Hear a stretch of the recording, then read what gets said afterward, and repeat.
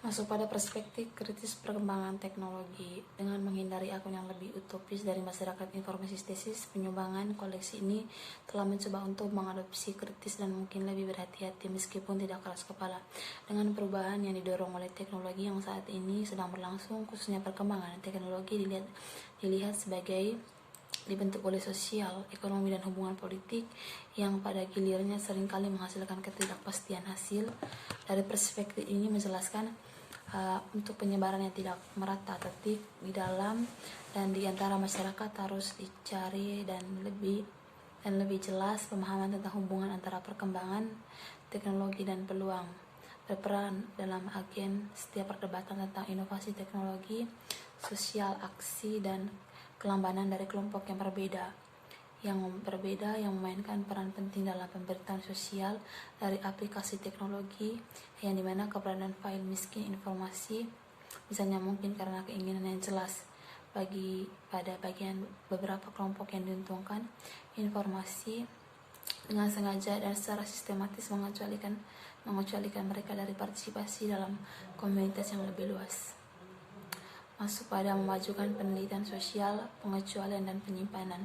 Koleksi ini dibagi menjadi 3 bagian. Bagian pertama terdiri dari bab yang menantang banyak anggapan yang dimungkinkan oleh dunia maya, lembaga yang lebih besar, mendorong lebih banyak kesetaraan dan memastikan lebih banyak otonomi untuk individu. Yang kedua terdiri dari kontribusi masing-masing analisis dampak didasarkan pada sosial, ekonomi, dan konteks. Bagian ketiga dan terakhir terdiri dari kontribusi yang lebih fokus pada kebijakan teknologi dibuka dengan serangan terukur atau Trevor Hayward atau optimis dari masyarakat informasi yang menyarankan banyak manfaat dari informasi yang diuntungkan ke dirugikan banyak dengan cara teknologi sebelumnya seperti mobil, TV, peralatan listrik, dan rumah tangga. Pasar bebas seperti ini perspektif melihat akses luas ke jaringan yang terhubung dengan komputer sebagai cara menyebabkan informasi dan pengetahuan ke lebih banyak warga dan dengan demikian berbagai pengaruh politik dan ekonomi secara lebih luas. Masuk pada jaringan global dan mitos kesetaraan menurut trickle down dan trickle away. Saya di sini menurut trickle yang semua teknologi adalah Faustian tawar-menawar yang berikan dan menghapus dan bahwa putusan pada nilai memberi dan dampak buruk dan seringkali mengambil juri yaitu masyarakat bertahun-tahun melakukan observasi dan penemuan sebelum bisa disampaikan dengan akurat.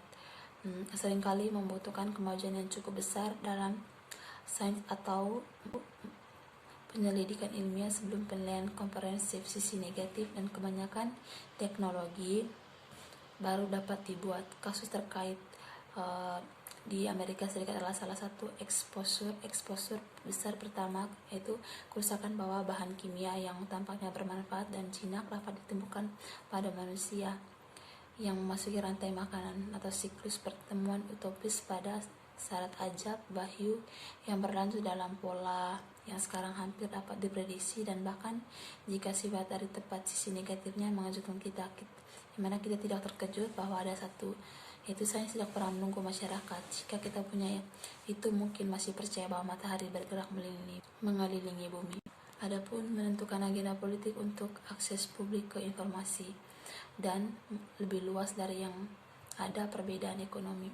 Meskipun ada banyak sekali minat di semua masyarakat tentang bagaimana cara mereka memiliki alat dan instrumen untuk mengakses jaringan global baru, misalnya modem, komputer, perangkat lunak, saluran telepon atau kabel, kotak penuh kecerdasan interaktif dan keterampilan untuk memahami dan menangani akan diberdayakan umumnya hanya ada sedikit agenda politik yang ditangani beberapa mudah akses jaringan ini. Bagi populasi yang cukup besar tidak akan memiliki akses mudah ke alat-alat itu. Dampak dari pengecualian keadanya kaya dan si miskin dan sejauh mana perbedaan tersebut mengubah asumsi tiap kelompok tentang dunia sepertinya ditinggalkan untuk memasarkan kekuatan untuk membentuk dan kemudian mengontrol. Kapitalisme pasar bebas tidak memiliki sistem untuk mengidentifikasikan sebuah kebutuhan umum manusia sebagai lawan dari keinginan, dan tidak menyediakan cara membina bentuk-bentuk penyediaan komunitas. Mencoba menunjukkan kebutuhan adalah layanan yang diperlukan untuk mencapai kesesuaian yang gaya minimal kualitas hidup. Sangat canggih penanganan informasi dan pilihan pemrosesan yang tersedia untuk lingkungan perusahaan yang kaya. Kemampuan mereka untuk membayar di atas untuk solusi informasi yang cukup biasa-biasa saja, dan sangat penting muncul bahwa semua informasi harus dianggap sebagai komoditas yang digerakkan oleh pasar, memiliki efek yang merusak. Saat ini persepsi tentang sumber informasi yang didanai publik, demikianlah jenisnya nilai-nilai yang menyertai langganan berita dan keuangan layanan oleh kepentingan komersial yang menguntungkan, sekarang hampir selalu digunakan ketika politisi dan pegawai negeri menangani masalah komunitas penyediaan informasi berbasis di luar domain perusahaan. Masuk pada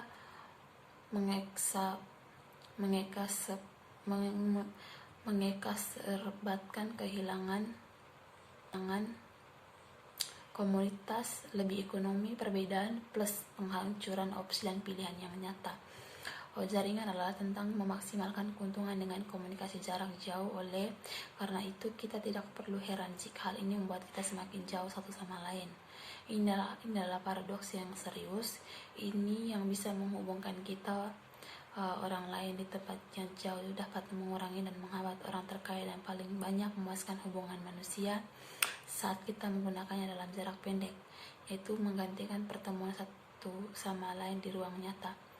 Monasitisme baru yang mendorong kita untuk melihat diri kita sendiri secara total, aktor independen yang tidak membutuhkan lebih dari kehidupan daripada akses tunggal, port komunikasi komputer atau TV interaktif adalah musuh alasan yang benar-benar kolektif dan debat, dan kita tidak boleh tertipu menguji dan meninjau informasi dan pengetahuan dalam hidup dan pandai bicara, yang dimana komunitas masih merupakan pelindung terpenting dari demokrasi kita, kebebasan, masuk pada privasi, petoris dan realitas.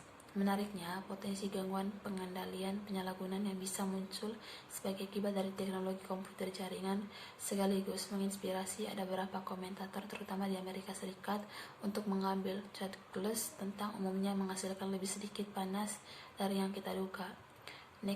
Nelkin dan waktu tradisional di dalamnya bekerja dan berinteraksi. Jaringan komunikasi global yang diklaim mampu mengubah hampir semua aspek gaya hidup kita, termasuk pola kerja dan ruang, hiburan, konsumsi, pendidikan, dan aktivitas politik, pengalaman keluarga, dan struktur komunitas. Transformasi yang mendasar ini sekarang mulai menimbulkan pertanyaan penting tentang konsekuensi mereka perpecahan sosial, keberagaman, dan perbedaan. Akankah mereka misalnya kepemimpinan kepenyamaan yang lebih besar dari struktur kekuasaan dengan janji mereka akses ke informasi republik dan kolaborasi global, masuk pada menurunkan informasi masyarakat.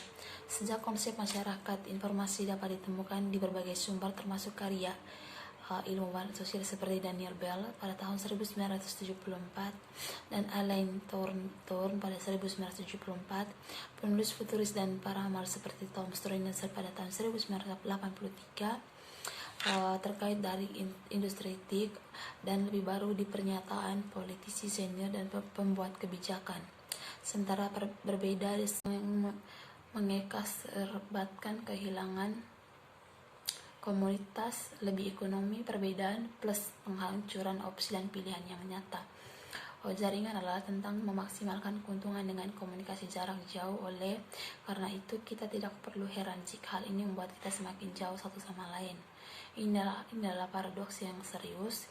Ini yang bisa menghubungkan kita orang lain di tempat yang jauh, dapat mengurangi dan menghambat orang terkaya, dan paling banyak memuaskan hubungan manusia saat kita menggunakannya dalam jarak pendek, yaitu menggantikan pertemuan satu sama lain di ruang nyata.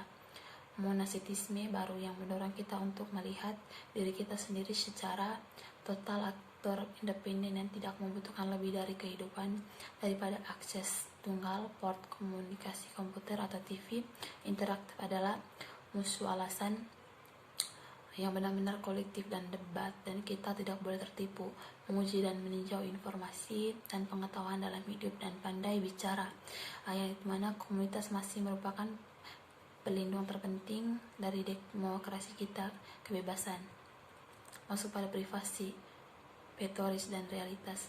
Menariknya, potensi gangguan pengendalian penyalahgunaan yang bisa muncul sebagai akibat dari teknologi komputer jaringan sekaligus menginspirasi ada beberapa komentator terutama di Amerika Serikat untuk mengambil checklist tentang umumnya menghasilkan lebih sedikit panas dari yang kita duga. Nelkin. Perkenalkan, nama saya Marcelina Erndom, kelas A, semester 7, NIM 17030300032, tugas yang ke-16, mata kuliah Sosiologi Terapan. Pembahasan pertama itu pembagian ruang maya. Pembagian ruang maya tentang kesetaraan, agensi dan kebijakan.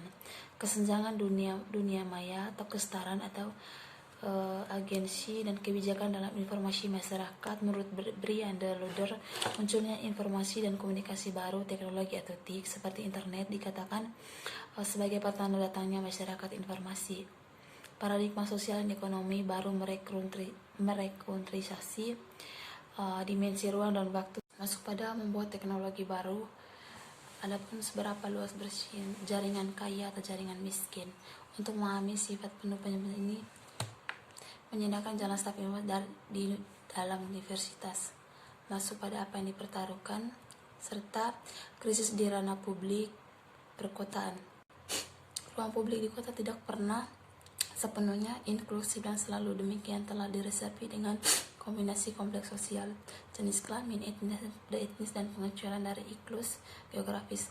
Bagi banyak penulis, bagaimanapun tren perkotaan saat ini mengancam untuk melemahkan anggapan bahwa perkotaan ranah publik yang ada yang mendukung inklusif tatap muka kolektif baca di dalam kota, misalnya Sinet 1994, Sorkin 1992, dan Davis 1990, Mitchell pada 1995, dan Boyer pada 1994. Komentar seperti ini membuktikan privatisasi yang merayap dan komodifikasi ruang publik perkotaan, yang dimana meningkatnya ketakutan akan kejahatan dan lainnya di postmodern, erosi kohesi sosial perkotaan dan perpecahan sosial dan spesial dari kota metropolis. Kontemporer ini menawarkan saluran berganda untuk ekspresi sosial dan pertukaran dan aliran simbolisasi budaya yang melengkapi dan berinteraksi dengan pertukaran tatap muka. Menurut Castells pada tahun 1996 dan Thompson pada 1995, masuk pada menilai publik ruang bahaya over generalisasi. Adapun sebagai perkotaan baru, realim publik. Sementara sifat dari ranah publik kota jelas bervariasi di seluruh dunia, bersiawawak kekuatan umum dan menuju perkotaan fragmentasi di mana gagasan tradisional tentang ranah publik universal semakin menjadi bermasalah. Konteks seperti ini telah mendorong berbagai macam perdebatan muncul seputaran potensi digital